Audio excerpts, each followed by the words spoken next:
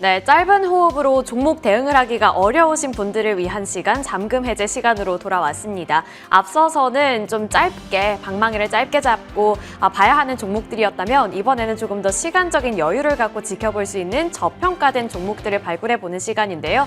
네, 계좌의 수익률 함께 잠금해 보시길 바라겠습니다. 오늘의 잠금 해제는 김종효 알파경제 이사와 함께합니다. 이사님 안녕하세요. 네, 안녕하십니까. 네, 오늘 또 시장이 좋다 보니 기분 좋게 이렇게 또 시작을 할 수 있는 것 같습니다. 먼저 종목 발굴에 앞서서 우리 이사님께서 봐주셨던 종목 리뷰부터 해보도록 할 텐데요. 현대제철 나와 있습니다. 현대제철 시가 기준으로는 34%대, 최고가 기준으로는 48%대의 상승률을 기록하고 있는데 어제 그런 기사를 봤습니다. 트럼프의 철강, 알루미늄을 향한 25%의 관세 조치가 어제부로 이제 발효가 됐다라는 소식이었는데 안 그래도 중국이 신경 쓰이는 마당에 이 미국향 수출에 좀 타격을 받을 수 있다라는 우려감이 번지고 있는 상황인데요. 실제로 주가를 보시더라도 고점을 찍고 최근에는 조금 내리고 있는 것 같아서 지금 좀 도망쳐야 할 때인지 어떻게 보실까요? 네, 올해 이 철강과 화학의 핵심 포인트는 중국이 공급 물량을 줄이느냐가 핵심 포인트입니다. 자, 우리 시장이 지금 뭐 미국과 맞붙어 간다라고 생각하는 건 작년부터 틀린 얘기죠. 작년에 미국 오를 때 오른 게 없고요. 올해 미국 내릴 때 우리는 반대로 올랐습니다. 올해는 더더욱 미국 쪽 모멘텀도 물론 중요하고 미국의 엔비디아나 뭐 TSMC의 움직임 중요합니다만 그에 맞서서 미국 쪽의 비중이 줄거나 미국 쪽이 흔들릴 때 상대적으로 중국의 비중이 올라오는 것이 IT 쪽에서 중요해 보이고 그다음에 중국의 IT 세트와 IT 소비가 중요해 보이는 그런 상황인 거죠.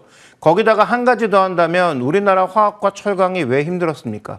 중국의 공급 과잉이 가장 직접적 원인이거든요. 그런데 최근에 중국 부동산도 좀 살아나면서 중국의 어떤 철강이라든지 이런 수요도 뭐 약간은 일어설 수 있을 것으로 보이는데 더 중요한 건 중국에서 이제 의도적으로 철강 쪽에 구조조정을 하고 있고 생산량을 감축하고 있다라는 거죠. 그러니까 이게 이어진다면 현대제철의 입장에서는 가장 큰 호재예요. 그래서 지금 관세에 자꾸 포커스를 맞추시는데 관세는 보편적으로 다 부여하면 똑같은 겁니다. 쿼터를 뭐 드라마틱하게 바꾸면 그건 이제 변수가 되지만 쿼터가 유지되거나 우리가 쿼터가 늘어나는 상황에서 똑같이 관세 25% 받는다? 이게 무슨 문제입니까? 문제 아니고요. 그다음에 두 번째로는 가장 큰 문제였던 중국의 공급 과잉이 해소되는 모습으로 간다면 우리 입장에서는 가장 큰 호재를 맞는 거죠. 그래서 지금 현재 구간에서 진행되고 있는 현대제철이나 아니면 뭐 포스코홀딩스 2차 전지가 섞여 있기 때문에 포스코홀딩스는 좀 다르겠습니다만 어쨌든 철강주의 상승을 우수히 보시면 안 된다. 이번에는 조금 다를 수 있다. 물론 예전에 뭐 차화정, 중국의 수요를 누렸던 그 정도의 수준은 다시 갈 리가 없습니다만 어쨌든 지금 구간에서 나타나는 반등은 일시적 반등이라고 보기 좀 어렵다. 이렇게 보고 있습니다.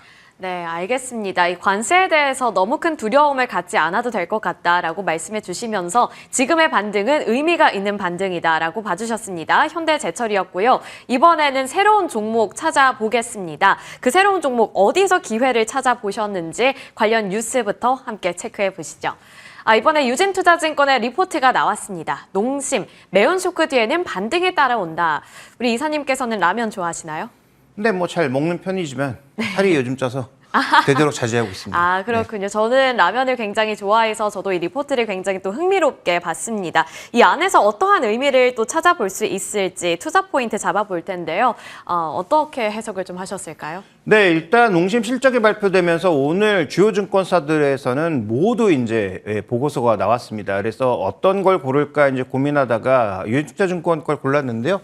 자, 이제 첫 번째 포인트로 우리가 살펴봐야 될 것은 이 뉴스에서 좀 주목해봐야 되는 포인트는 4분기까지 부진한 건 알겠고 그러면 변화의 포인트가 있을까? 이게 이제 가장 중요한 방점이 아닌가라고 저는 판단하고 있는데 일단 농심 뭐 4분기까지 부진할 거라는 것은 어느 정도 알고 있었던 사실인 것 같아요. 그래서 4분기 실적에 대해서 좀 점검해보고 그다음에 이제 가격 인상을 한 것이 얼마만큼의 효과를 줄 수 있는지 점검해봐야 이 종목의 적절한 밸류에이션을 우리가 생각해볼 수 있을 것 같고요.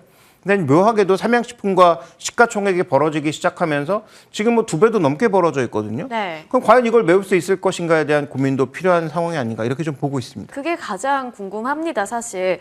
가격 효과가 그러면은 이제 본격적으로 진짜 반영이 돼서 주가도 끌어올릴 수 있다라고 보시는 걸까요? 네, 일단 국내에서 가격을 올렸죠. 이제 국내에서 가격을 올렸다라고 하는 것은 해외 성과가 아직은 생각만큼 나오지 않았기 때문에 국내 부분이 굉장히 중요한데 준비된 그림을 보면서 확인을 좀 해보도록 하죠. 네. 자, 전체적으로 지금 스프레드라고 하면 원가와 제품 가격의 차이 뭐 이런 것들을 나타냈다라고 봐야 되죠.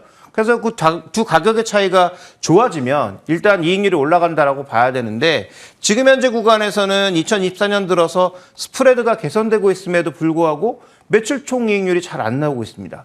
외부적으로 뭔가 비용을 많이 썼다는 얘기예요. 그러니까 신라면, 툼바 뭐 이런 것들 나오면서 프로모션비도 엄청나게 쓰면서 원래는 스프레드가 개선돼서 앞선 그래서 보시는 것처럼 스프레드가 개선되면 매출 총이익률이 올라가지 않습니까? 그래서 원가단에 큰 변화가 없었고 제품 가격도 견조하게 유지가 됐는데 수익률이 떨어진 것은 일시적 비용의 발생, 그다음에 미국 투자비 이런 것들이 발생하면서 결국은 실적에 문제가 됐다라는 것을 방증하는 것이죠. 그러니까 4분기 실적의 부진에 더 이상 포커스를 맞추지 않고 있고 말씀해 주셨던 대로 그러면 제품 가격까지 올렸으니까 매출 총 이익률을 포함한 오피 마진을 올릴 수 있는 그러한 근거가 최소한 내수에서는 마련이 된 거예요. 그러면 내수에서 가격 올린 걸 해외까지 그대로 반영하면서 해외는 더 좋은 가격을 보일 수 있을까? 이 필요가 없습니다.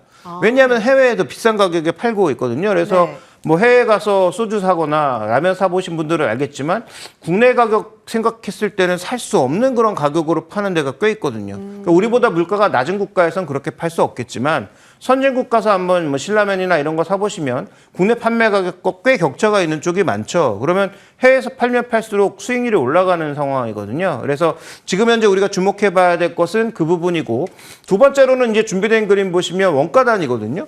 근데 원가단에서 지금 옥수수, 소맥, 특히 가장 중요한 소맥 같은 경우에 가격이 최근 들어서 또 전혀 뭐 의미 있는 반등이 없습니다. 그다음에 또 하나 주목해 봐야 될 것은 러시아나 우크라이나 전쟁이 예를 들어서 만약에 네. 끝났다고 했을 때 그럼 이 곡물과 관련된 변동성은 오히려 줄어들 가능성이 좀 더 높지 않겠습니까? 그래서 그런 측면에서 놓고 보면 지금 원가단에서의 압박이라든지 전반적인 마진 스프레드의 개선 이런 것들은 같이 진행되고 있는 방향이다. 좀 이렇게 봐야 될 것 같습니다.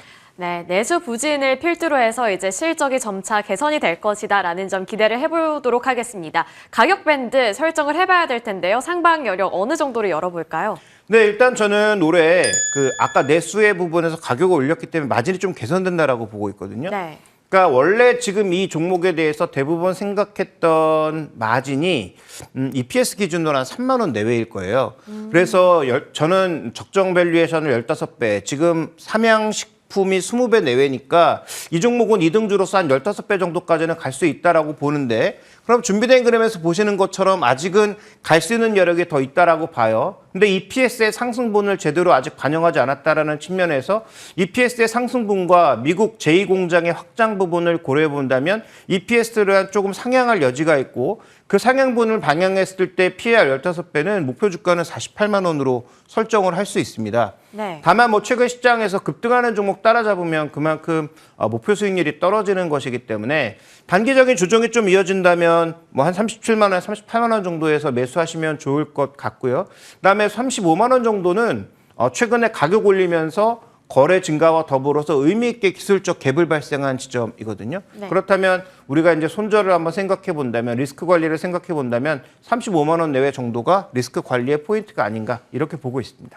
네, 농심에 대한 기대감 높여보도록 하겠습니다. 그러면 이제 두 번째 종목도 함께 찾아보러 떠나볼 텐데요. 두 번째 헤드라인입니다. LG엔솔 위기에서 드러나는 포트폴리오의 힘, 미래에셋증권의 리포트가 나왔고요. LG에너지솔루션에 대해서 좀 다뤄보도록 하겠습니다. 바닥을 정말 다지고 있는 것인가 이 부분이 가장 궁금해지는 시점인데 두 가지 키워드 이렇게 나와 있네요. 미국 보조금 그리고 실적 바닥론. 보조금 이슈가 궁금합니다. 이거 대비해서 여전히 좀 캐즘에 대한 우려가 더 큰 거 아닌가? 정말 이게 효과가 있을까? 방어를 해줄까? 이게 궁금한데 어떻게 보실까요? 근데 이 캐즘이라고 하는 게 말이죠. 굉장히 좀 묘합니다. 지금 미국과 유럽에서는 전기차 성장이 줄어든 적이 없어요. 우리나라만 지금 정체를 보이고 있는 것이지 전 세계 그 어떤 국가도 전기차가 줄어드는 국가는 없습니다. 우리나라가 묘한 거예요. 근데 전반적으로 다 이렇게 늘고 있고 특히 유럽이라든지 미국은 예상보다 다 좋았거든요. 네. 그러니까 전기차는 어떻게 보면 캐즘이라기보다는 앞서 우리가 너무 전망을 달려갔던 것뿐입니다. 그래서 너무 높았던 전망치를 달성하지 못하니까 스스로 캐즘이라고 정의하고 있는 것인데 지금 뭐 성장이 멈춘 적이 없어요. 다만 예상했던 빠른 성장은 없는 상태고 그다음에 이제 어떻게 보면 중국이 캐즘에 들어가지 않았을까? 왜냐하면 중국은 지금 전체 차량 3천만 대 차량 중에서 지금 신차 기준으로 3천만 대 중에서 이미 40% 가까이 전기차로 채우고 있거든요.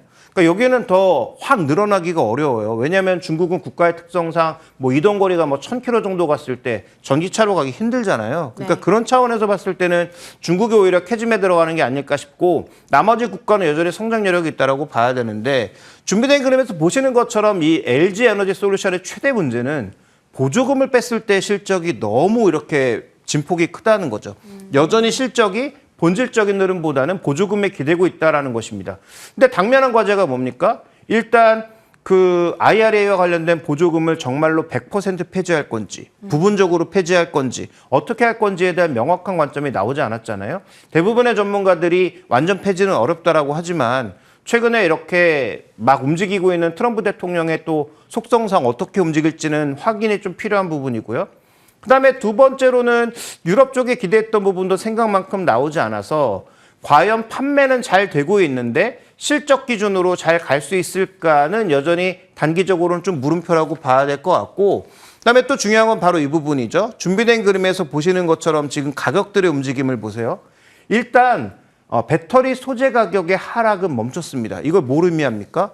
가지고 있는 재고분에 대해서 추가적인 하락 요인이 그만큼 줄고 있다는 걸 방증하는 거예요. 그러니까 그런 차원에서 봤을 때는 저는 추가적인 약수 요인은 없고 마지막 남아있는 이 변동성 요인을 과연 어떻게 돌파할 것이냐가 가장 중요한 포인트가 아닐까. 즉 마지막 악재를 지나가고 있는 중이 아닐까. 이렇게 좀 바라보고 있습니다. 네, 마지막 악재이길 정말 바라봅니다.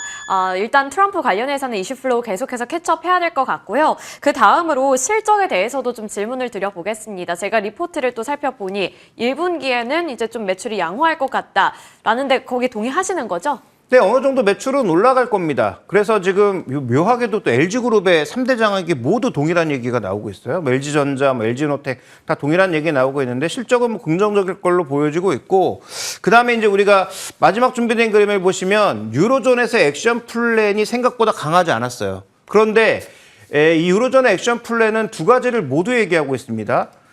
기존에 이제 내연기관차에서 얘기했던 그런 부정적인 부분들 오케이 받아줄게. 그런데 우리가 원래 계획했던 전기차 계획도 그대로 가겠어. 실행 26년부터. 이렇게 얘기하고 있기 때문에 그런 관점에서 본다면 조금 시간은 걸리겠지만 뭐 말씀하셨던 실적 회복은 1분기에는 제한적으로 2분기부터는 조금 나타날 수 있다고 판단하고 있습니다.